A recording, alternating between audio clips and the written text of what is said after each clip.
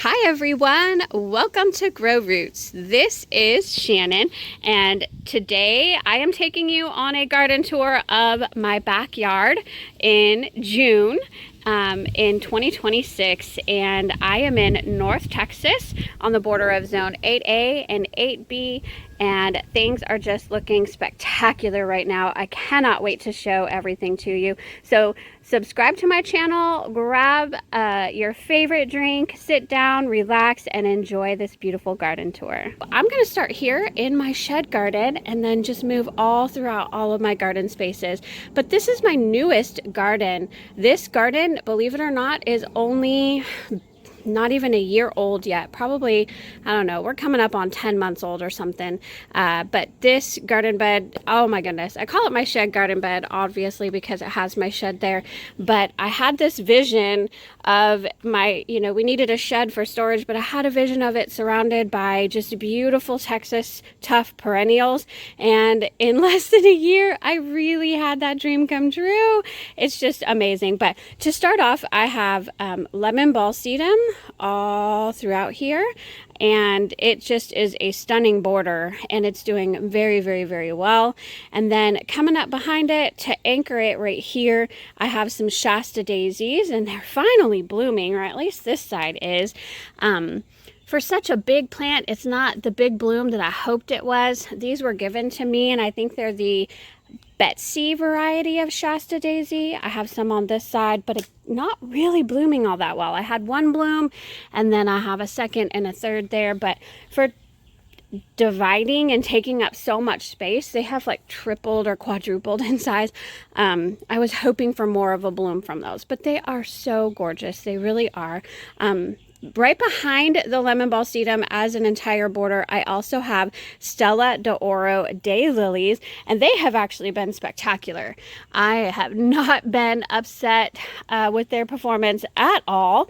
As a matter of fact, they just keep blooming and blooming and blooming. They are a reblooming daylily, and they are stunning and beautiful. I have been able to collect some seeds from them as well. They are just going to be an awesome addition to that border. And then let's talk about this side first. I have some Cheyenne Spirit Echinacea right here. And so they come in the colors of orange and pink and all of the things.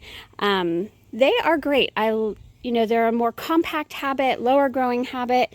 I do think that we've been riddled with a little bit of coneflower mite though, and I had to take quite a few of these off, but like these petals just aren't quite right. It's telling me that I might still have a bit of coneflower mite going on with them. Yeah, like this one. So I may have to deadhead these guys and then see if they'll rebloom, which is a little bit of a bummer.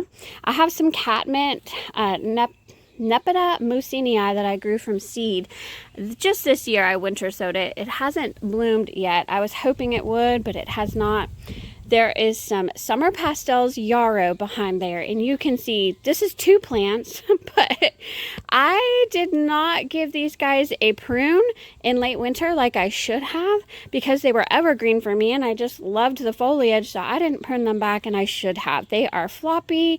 They have, believe it or not, they have garden stakes holding them up, but they are still, they're like 4 feet tall, y'all. A little bit taller than I wanted as the plant back there. And so I'm getting ready to do a Texas chop. We're leaving on vacation somewhat soon, so I will be kind of pruning those down. If you haven't heard of a Texas chop before, go ahead and look that up. I don't have time to talk about it this time, but I will hopefully do a video about it so you can learn all about what I mean by Texas chop. But those are going to get cut back. And then coming in here, I have an annual that I grew from seed called Ageratum Leda. It is performing beautifully. This is definitely a part sun bed at best. 4 hours of sun, and Ageratum Leda actually really thrives on that. This is my biggest Ageratum Leda plant. There are two of them, but they are growing beautifully. I have this unbelievable Orangeola Japanese maple here that is just strikingly beautiful. It's so lovely with that weeping habit and lacy of texture of the leaves. It's just gorgeous. And then I have some columbine growing. I grew that from seed. That's double mixed columbine from Baker Creek Heirloom Seeds, and it's doing lovely. I do have a Perfectamundo fuchsia carpet back there, and it's like I said, it was a teeny tiny little plant, and it's doing great. It's really loving life there. Let's see, what else do I have going on back here? I have a Gerbera daisy, and it finally bloomed for me. But here it is, the bloom is a little bit spent. I think it's too much shade right here for that Gerbera daisy. What did I have back there? I have a hydrangea, and then I have Paisley Puck Dog Hobble. Lacothawee, it has struggled. I got it as a very tiny plant. I don't recommend that for shrubs. I'm not going to do that again. Get your shrubs in 1 gallon or higher containers, because this was just a little pint container that I got from Proven Winners Direct, and it has just really struggled. But I have kept it alive. They say with shrubs and perennials, keep them alive that first year. The second year they'll creep a little bit, and the third year they'll leap. So that's what I'm hoping for. And so yeah, it's a beautiful, beautiful shrub. It's not performing all that well quite yet, but I'm hoping that it's just because it's putting on its roots. Coming over to this side of the bed, we talked about the Shasta daisies, but I have this unbelievable plant called Veronica. I do not know what variety it was. It was not labeled, but it is spectacular. It's, quadrupled the size from last year when I got it, and it's just, it's stunning. Behind it, I have Texas Rock Rose. Texas Rock Rose is a Texas native plant, and it does awesome here. So if you like hardy hibiscus, it's kind of, or Rose of Sharon, it's like a native, variety that looks like it and performs a little bit like it. It's also getting ready for a Texas chop, but it's doing very, very well. It can be prone to powdery mildew, and I do have a little bit of that, but it does not bother it whatsoever. It continues to bloom and bloom and bloom, and I just love that look with the Veronica. And then I have some Russian sage as well. This area is just barely, I would say, it teeters between full sun and part sun. 5 to 6 hours, if that, of sun, and so Russian sage performs better in full sun, but it is doing very well.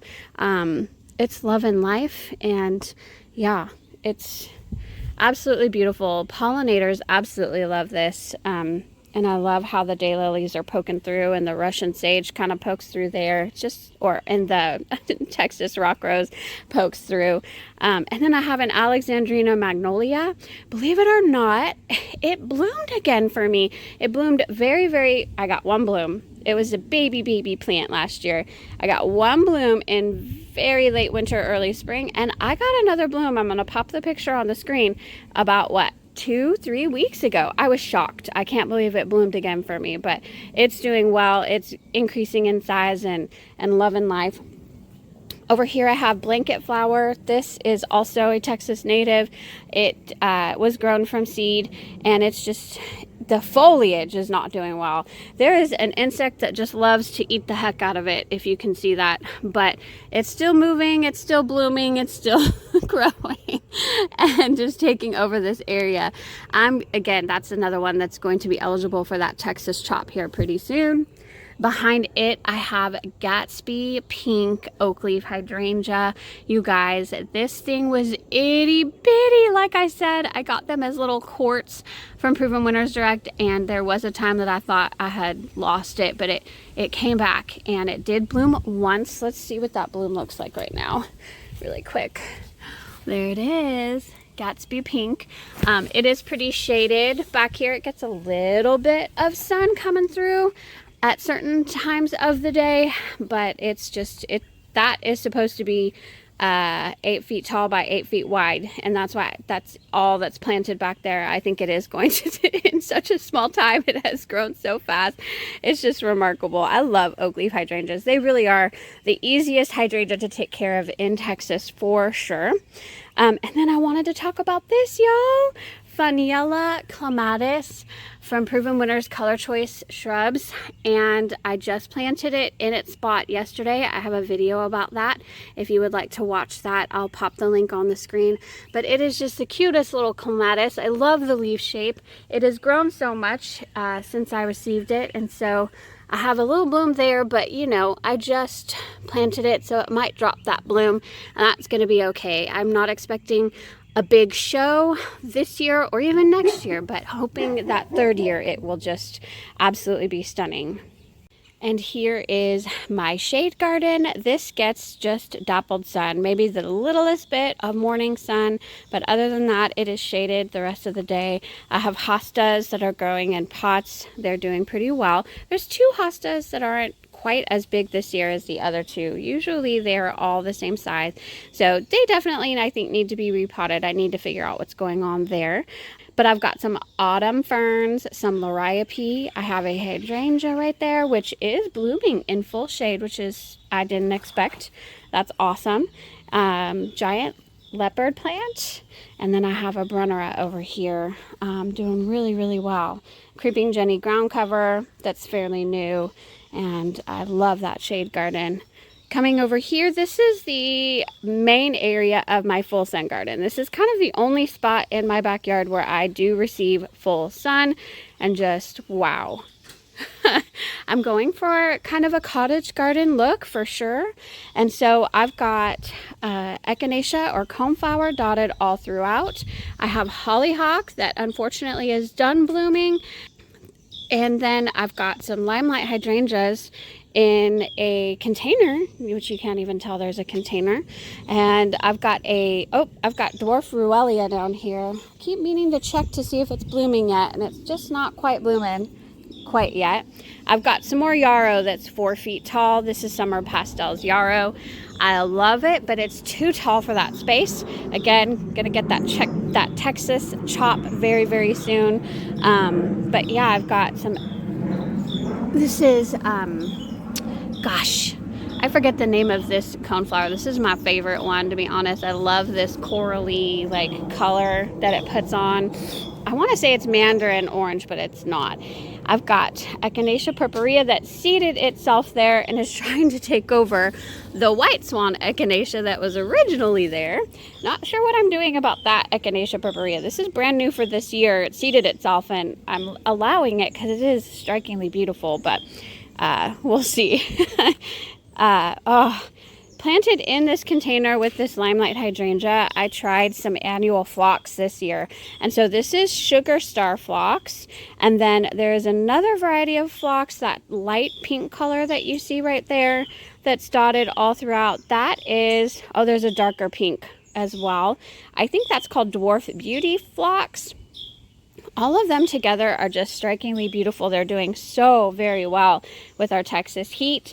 And then I also have a Proven Winners Superbena mixed in there that honestly looks like the phlox does, but instead that's Superbena Sparkling Rosé, and it's just kind of filled in and dotted all throughout in this area, especially where it's planted. And I also have Blue Days Evolvulus planted in there as well. But what a beautiful container that is. All of them are growing completely together and looking stunning. I also have a ground cover that you can see mostly down there, but it's all throughout this bed. It's called Ceratostigma plumbaganoides. It's hardy plumbago, and you see that bright blue flower right there? That is the blue flower that it flowers with all late, I would say mid-spring all the way through summer. It's just a beautiful ground cover. It's perennial here in our area. It does very, very well. I've got it in full sun, but it can take part sun, all of the things. It's spectacular. I'm also growing Buddy Purple Gomphrena and some zinnias back there. This echinacea is Echinacea powwow. This one is Echinacea purpurea. So you can just see I've got lots of different types of coneflower, and these guys do not have the coneflower rosette mite. I've been watching them really well, and they just don't have it. So I need to get those other flowers pruned off before the coneflower rosette might spread over here, because that would just be terrible, honestly. coming back. I have tons of vines growing on this. The main vine that you see is Confederate Star Jasmine. It is doing spectacular this year. It did not die back during our winter like it usually does, and so I've had blooms all the way up until now. I think I saw my last bloom on there somewhere yesterday. I still have blooms. I also have black-eyed Susan vine. There was a bloom on that yesterday too. Where did it go?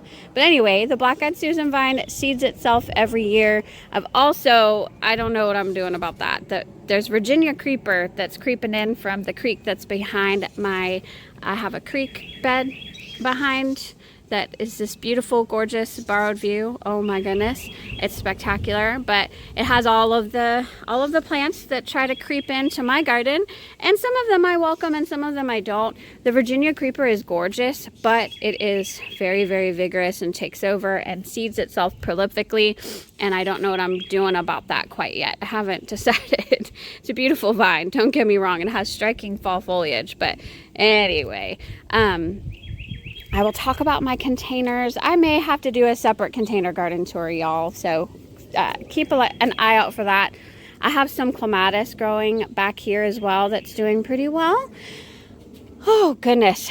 I've grown things in pots down here. I have some, I think this is Proven Winners Ultraviolet Phlox. I'll put the name on the screen. It's growing with some Rudbeckia, some zinnias that are honestly not doing well. And then I've got a Sunshine Ligustrum that is only supposed to get 5 feet tall, but is actually about 8 or 9 feet tall, that I have pruned up into a tree form. I have been hitting it so hard this summer with some insecticidal soap to try and rid ourselves of whitefly infestation on all of my Sunshine Ligustrum. I have some in the front as well. It's been a struggle, but I think I'm on top of it now, finally. Underneath my Sunshine Ligustrum, I have what are they? Dragon wing begonias. I have planted those in pots because that Sunshine Ligustrum is so heavily rooted in that soil there. I can't get anything to grow down there. And so I've got little pots all throughout. And I've also got a sweet potato vine that I think is going to take off and cover the ground down there, and it's going to be spectacular. I've grown some ajuga from seed this year, and about 4 or 5 of them are doing really, really well in that area. I have Confederate Star Jasmine again all throughout those, all throughout that back fence. I have a Texas sage back there that typically is way too shaded, and it is too shaded, but this Sunshine Ligustrum got crazy huge and kind of covered everything in the last couple years. That Texas sage needs full sun. It really does. It doesn't love that area, but it is still, actually this year it's doing better than ever because I am really staying on top of that Sunshine Ligustrum pruning. And so there's the Texas sage. I've got a baby yarrow there. And then, oh, I just want to talk about this area real quick. This plant is probably in my top 5 plants. It's an annual. It is Tithonia. This variety is a dwarf Tithonia, though. It is goodness, I forget the name, Fiesta del Sol, and I got that from Park Seeds. And last year I grew the regular Tithonia. It grew 12 to 15 feet tall for me. It was just a little too massive for my small garden spaces, and so I grew the dwarf variety this year, and it is so beautiful. I love this plant. It is the biggest butterfly attractor plant I've ever grown. They absolutely love it. I love the striking flowers. They are so vibrant and so beautiful, and this plant itself is just so tough. It can take the heat, it can take the drought, it can take anything that's thrown at it, honestly, and it still goes strong. So I love it so much, and it's mixed with some Echinacea purpurea back there, and it's just absolutely beautiful. More Star Jasmine, and then I'm sorry, there is a shovel still back there from planting yesterday. But I have a Proven Winner This is Proven Winners Scentlandia Sweet Spire that you see here, and it has been in the ground since early spring, so maybe 2 or 3 months, if that, and I have tons of new growth on it. It's doing spectacular. And then just yesterday I planted this little guy. This is Proven Winners Sugar Shack Button Bush, and they sent me Color Choice Shrubs, sent me some shrubs to plant in my gardens to trial them out for Texas, and the Sugar Shack Button Bush is doing amazing. I mean, I planted that yesterday, but we were gifted with a rainstorm almost right after I planted it. It was already heavily watered in that area to begin with because we got 2.5 inches of rain the day before, and so it's loving life. It loves to be in wet marsh areas. It is a native cultivar, and it is a wonderful, wonderful shrub with beautiful button-like flowers, and I'm so excited to see that grow. But that's why that shovel's there. I forgot to put that away. Such is the life of the gardener, right? And then I have more Mexican sunflower or Tithonia here. Again, that's that dwarf variety that I talked about, Fiesta del Sol, and it just is so, so beautiful. So let's come back. These gorgeous Limelight hydrangeas are in pots and will be in my container garden tour, but there's just no not talking about them in this because they're so beautiful. I call this Limelight Hydrangea Alley, and then behind it is my Tangerine Beauty Crossvine, and it's just, look at that view with that sun coming in. I get to see this every morning, y'all. It's just such a gift, such a blessing. God's creation is so beautiful, and it shows his glory. I'm in awe some mornings. I can't believe I get to have this. It's just such a blessing. But the Limelight hydrangeas look absolutely beautiful with that Tangerine Beauty Crossvine in the background, and Tangerine Beauty Crossvine is my absolute favorite perennial vine. I have a video all about it. You can see what it looks like when it's in full bloom in the spring.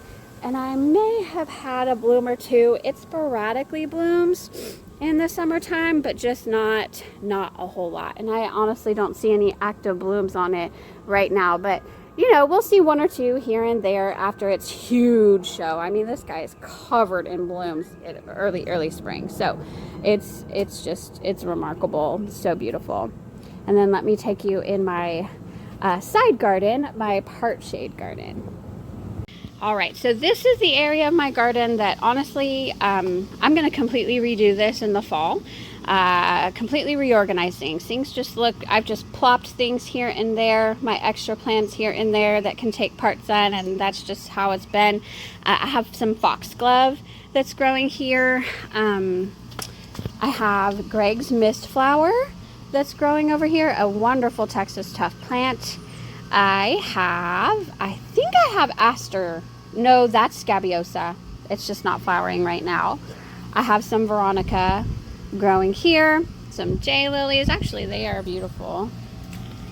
And then this is Mystic Spire's salvia that's growing here. It's trying to flop just a little bit. It is in part sun. It loves full sun, but it can take part sun, and it's flowering quite well. It's just getting floppy, so I'm going to need to get that going up. But look how striking it looks with this purple heart or wandering Jew right there. It's just gorgeous. I also have some amaryllis and some cannas, and then those guys are some of my Proven Winners Color Choice shrubs that are going to be planted here. But again, I'm waiting until the fall. It's not the ideal time to rearrange an entire garden bed. The fall is the best time for that. So these guys are going to get planted here, and I'm going to figure things out how to arrange this in a better fashion. But it, you know, look at that. I am going to keep that. That's gorgeous. And then I have some hydrangeas. So I have about 6 hydrangeas here. They're 3 years old. They're just not thriving in this location, and I have a whole story behind that, but these are going to change as well. I'm going to be replacing these guys with Proven Winners Let's Dance Skyview. I think they will perform much, much better than this variety, which is a Costco variety, which I learned are more of a florist hydrangea, not really meant to grow in the ground, and I think that's why they aren't thriving as well. I also They got a little bit too covered up by this crepe myrtle that in our neighbor's yard. So we just recently trimmed a ton of branches, and I think with them getting a little more sun, they will be happier as well. So that's what those are. I have some heuchera that are growing. That is, I think, lime something. I forget the names of these now, y'all. This is onyx heuchera, and then that is Georgia peach heuchera. And then we've got over here is again like a part shade garden bed. So this is pink Turk's cap, grows beautifully. It is a Texas native. The pink variety is a cultivar of the Texas native, which is red, but they take anything from shade to full sun. They're a remarkable plant here in Texas. They take the heat and the shade and all the things. They're just amazing. So this pink Turk's cap is doing really, really well. And then I've got this majestic beauty. This is supposed to be dwarf Alice in Wonderland oak leaf hydrangea. It's now 9 feet tall though, and so I don't think that's a dwarf. I think it was mislabeled. I think this is Alice hydrangea or Alice oak leaf hydrangea. I don't think it's the dwarf variety, but it is done blooming. The blooms were striking, but because this gets about 4 to 5 hours of sun, these blooms kind of completely brown up once the sun, the hot sun starts hitting them. But it's I can already see I pruned so much of this back after it was done blooming because it was taking over the Turk's cap, it was taking over everywhere, and I can already see how it's bouncing back, and it's just very, very vigorous and lively and loves this spot so very much. I can see it from my kitchen window, so it's just such a little treasure, especially when it's in its bloom and it starts out white and then it turns pink. It's just gorgeous, gorgeous, gorgeous. I love my oak leaf hydrangea. Okay, so coming back, I just wanted to show you one more thing in my backyard. All right, so coming back up here, I just wanted to show you my hanging pots. I did an experiment this year and I decided to put autumn ferns inside of these pots instead of your annual Boston fern or Kimberly Queen fern. I really wanted something that would kind of last for me and I didn't have to take the fern inside. And autumn fern has performed beautifully for me in the winter time and I love it so much. So I put 2 autumn ferns in these hanging baskets and they're doing so well. And then this middle one has just a begonia, a yellow begonia that I picked up at Sam's Club. It's doing awesome.